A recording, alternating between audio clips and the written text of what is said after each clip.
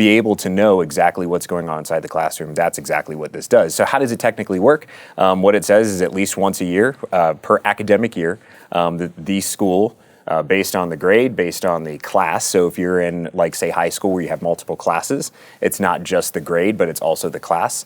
Everything that's used, to the extent of the textbook, supplemental readings, web-based platforms that they may have to, participate in. Handouts. What about speakers? Because a lot of times I've been entertained by what Boulder Valley brings in as educational speakers to the class. And I would like to know these things before, not after the presentations. Correct.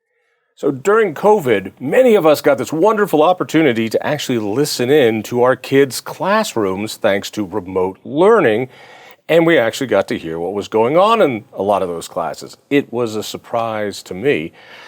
I was wondering, can't we just find out what they're going to teach anyway? Tim Geitner, state representative from El Paso area, you've got a bill for curriculum transparency, my term. What is the problem you're trying to solve? So I think just to your point that you made, John, is that, there was a period during COVID where I think parents' awareness of what are their children being taught really became prominent. Here are kids in an e-learning environment in their homes, parents oftentimes in their homes too, businesses shut down. Now all of a sudden they're really seeing firsthand what information, what curriculum is being used, what their children are being exposed to. It did light a fire, so to speak, I think, into parents. I think that's a fair way to put it. I mean, look at the elections from November of 2020 and the desire for parents to have a better understanding what is going on inside our schools. And so the idea here with House Bill 1066 is to convey that level of information in a very easily and accessible way through posting curriculum of all grades on the school's website so that parents can dive in. What textbook? What's the name of it? What's the publication date? Is there a website associated with it? What are the worksheets? What are the supplementals? What are the readings? All of these things that encompass and make up Let me pull away education. from that for a second. Colorado has open meeting laws. Colorado has open records laws. And when it comes to the most valuable thing we have, our kids, it can be somewhat opaque, and we learn about what our kids are hearing when they bring a sheet home, or maybe when they tell us what they've learned in class. How crazy is that parents don't know beforehand what's going to be taught? One of the reforms we were able to champion was getting union contracts on every district's website so that parents could look at it and see what the salary schedule was, see what's going on. It's just basic information. You're telling me right now there's no guarantee that if I called up and said, hey, my kid is in this class, I want to know everything beforehand of what you're going to teach them. Correct. There is no guarantee. Now, that doesn't mean that no school is doing this or no district is doing this, but there is no state standardized approach to making sure that curriculum information is easily accessible to parents. There isn't.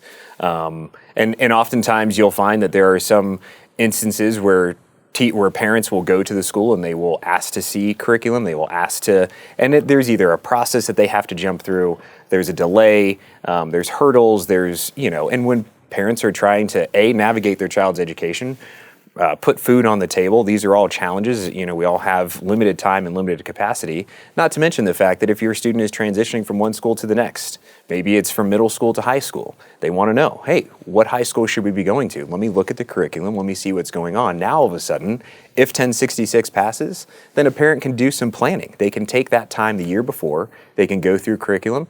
There may be updates in the following academic year, but by and large, they will have a good understanding of what their students are absorbing through their curriculum. Is this just about critical race theory stuff? I mean, listening to my daughter's classes, she got to learn about white guilt in her econ class, in her literature class, and to top it off, in her yoga class. And it was like, are you kidding me? Is this just, is that the sole reason for this? Is that parents get to see what's going on beforehand? No. On that one issue? It is not about that solely. Of course, that is a piece. What I will say is that, you have comprehensive human sexuality. That was a big fight that happened in the House and in the Senate in 2019. So slow down for a second, because when you get into edges speak, Sure. So case in point, this is about curriculum transparency. Sure. What is the title that was given to your bill? So the title, I'll read it for you just so that everyone has it, is Requiring Public Education Entities to Improve Academic Transparency by Providing Easily Accessible Information to the Public. So, all right, so EduSpeak just draws out, you Sure. said comprehensive human sexuality. That's right. Sex ed. Yes. All right. Yes. And some of these curriculums, and I'm very pro sex ed, but we're teaching things to first graders that should be saved for the most weird porn films there are. What is it on human sexuality that's being taught that people might want to know about? Well, I think it's just to your point, John, is that you talk about first grade. I mean, there is a time and a place where I need to talk to my kids about sexual education. But anal sex in first grade doesn't seem that appropriate. Absolutely not. And I think that the average parent understands that. I think the average parent, if they understood the level to which their child is being exposed to that level of information that in many cases doesn't even necessarily align with the moral teachings of that family. Or it doesn't necessarily, it's just inappropriate at that age level, or those conversations aren't necessarily happening between mom and dad. So is this, again, only about CRT and prudish parents who don't want their kids to know the facts of life? Sure. That's what it is. You Christian fundamentalists, that's all you're worried about. Sure. That's all this is? No, it's actually not. The other piece too is, I mean, you look at scores, testing scores, CMAS scores for students, and you can see Colorado's students are not being served through government-run education. You look at the test scores, not even just during COVID. Of course, COVID, those records those data points were the worst that we've ever seen. But this goes back over 10 years. This goes back even further. Over 60%, 70% not at grade level when it comes to reading, when it comes to mathematics. Parents, by and large, they want to understand, how is math being taught? What are they reading?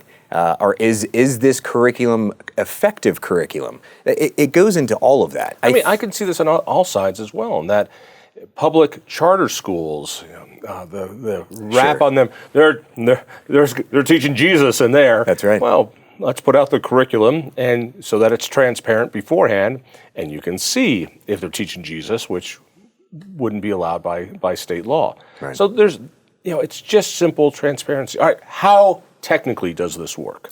So technically, and I think it's also important to point out first that, Colorado Constitution says that local school boards, they will drive curriculum. Article 9, Section 15 of our Constitution says that. So this bill still leaves that local control there. It does not prescribe any type of curriculum. It does not prevent the ability for schools to look at maybe, there's a Singapore math, they want to go to something else. It doesn't have any of that effect. It is simply a conveyance of information to parents so that parents can have that conversation if they have a level of concern with their school boards. In the same way, when the legislature passed a bill to require union contracts be posted on a school district's webpage, it didn't say, here's what needs to be in the contract, here's what can't be in the contract. It was just, you ought to know what's in the contract. Right. We passed Proposition 104 a few years back that said when a union and a school district are negotiating that contract, it ought to be open to the public. People ought to see what both sides are saying. It's just open government, and education is a government. Correct. And that's, I think you said it best when we started, and that was, our children are our most precious piece of our lives as parents. Well, not mine, but I hear yours are pretty cool. I think that way, John. I think many parents do. And to be able to know exactly what's going on inside the classroom, that's exactly what this does. So how does it technically work?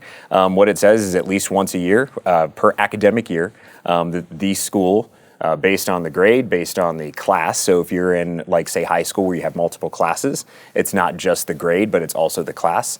Everything that's used, to the extent of the textbook, supplemental readings, web-based platforms that they may have to, participate in. Handouts. What about speakers? Because a lot of times I've been entertained by what Boulder Valley brings in as educational speakers to the class. And I would like to know these things before not after the presentations. Correct. And so that is not a piece of it right now. That is an amendment idea that I do have.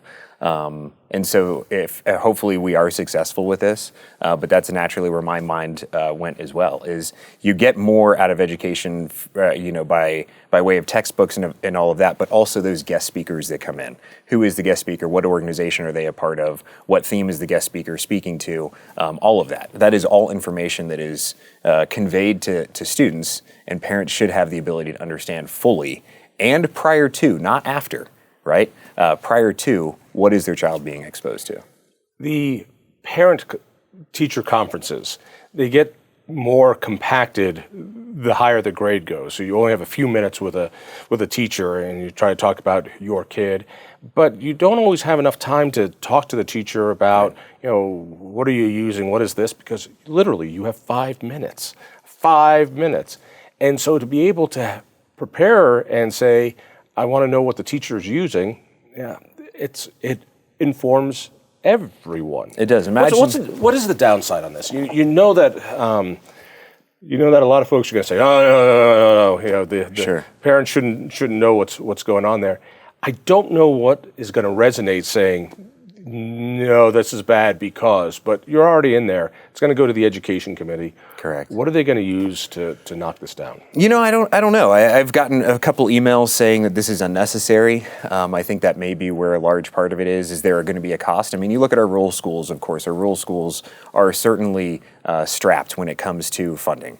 And so is there going to be a cost associated with putting out or building out a piece of their website that may not have something like that? But they write down what they're going to do anyway. Sure. They have class plans to cut and paste it over there. It seems incredibly easy. And also it could save time because now you're answering less questions. It's right there. You can direct people to it. Right. It's just more transparency. Colorado voters over and over and over again, from open meetings to open records, want transparency. They do. It's only government that doesn't like transparency. Transparency builds trust. Yeah. And I think now more than ever, I mean, you hear from the teachers union that wanted to label parents domestic terrorists. That was a letter that they put out, since it's been retracted, of course. But, I mean, this is the level to which I think parents are seeing these types of things happen, and they are questioning. They are doubtful. They are suspicious. They are concerned. It's all of these things. And so if we're going to build trust with our government-run schools, and we're going to, allow parents the opportunity to have engagement with teachers that are hopefully benefiting the child the best, then I think the transparency is how you help build trust. It's got to be a piece of that People want to help foundation. you with this. What do they do? Where do they go? Right now, I think it's really going to be parents again. We saw parents involved, grassroots element of parents that were going to school board meetings, that were working on elections, that were trying to see the change. It's going to be that. It's going to be coming to the education committee when this is actually heard. It's going to be writing to the education committee members at least first, so that we can get it out First in the of House. committee. Correct. And then it will go to the floor, and that becomes a little bit of a different piece, but certainly getting it out of education, that's got to be the first. When will it be focus. heard in the education committee? Do we know? It hasn't been calendared yet. Okay. But I can stay in touch with you and make sure that you have people, that. that's where you're going to need Correct. help. Correct. All right. Hey, Tim, thanks for doing this. Openness in government is never a bad thing. I agree. So Thank you, John. Get her done. Thanks. I appreciate it. Will do. Absolutely. If you enjoyed that conversation, by all means, click one of these other great programs. We have the best conversations with the most fascinating Coloradans.